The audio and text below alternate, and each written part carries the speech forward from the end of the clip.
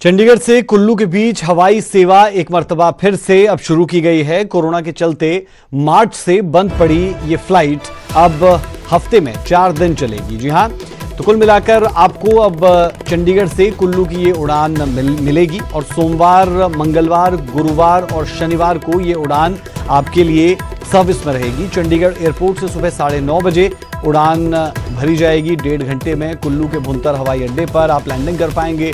कुल्लू से 11:30 बजे ये चलेगी और 12:30 बजे के करीब एग्जैक्ट टाइम 12:20 पर चंडीगढ़ पहुंचेगी ये फ्लाइट।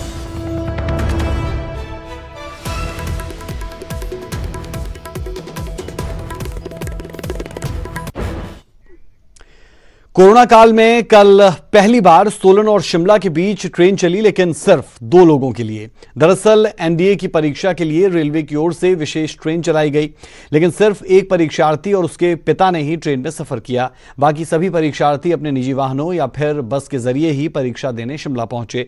ट्रेन में आए इकलौते परीक्षार्थी और उसके पिता ने भी वापसी में सड़क मार्ग को ही चुना, लिहाजा ट्रेन पूरी तरह से खाली लौटी। बता दें कि ट्रेन में कुल 7 कोच थे, जिनमें 248 लोगों के बैठने की क्षमता थी। सोलन से शिमला के बीच रेल मार्ग के जरिए 47 किलोमीटर के सफर के लिए करीब 3 घंटे लगते हैं, जबकि सड़क मार्ग के जरिए काफी कम वक्त लगता है।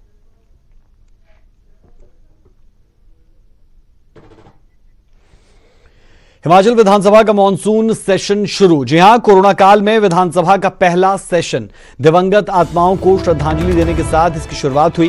पूर्व राष्ट्रपति प्रणब मुखर्जी को भी इस दौरान याद किया गया। 18 सितंबर तक यह सेशन चलेगा। हंगामे के पूरे आसार है। कोरोना के चलते सदन में किए गए कई बदलाव। किसी सदस्य को वेल में प्रदर्शन की इजाजत नहीं दी गई है। विधायकों की सिटिंग अरेंजमेंट में भी काफी बदलाव हुए, जो लाजमी भी था, क्योंकि अगर सोशल डिस्टेंसिंग को आप अपना रहे हैं तो फिर लोग दूर दूर बैठेंगे, यानी कम से कम एक सीट का गैप रहेगा और ऐसे में आपकी जो सिटिंग की व्यवस्था रहती है बैठने की, उसमें परिवर्तन लाजमी है, जो यहां पर हो रहा है।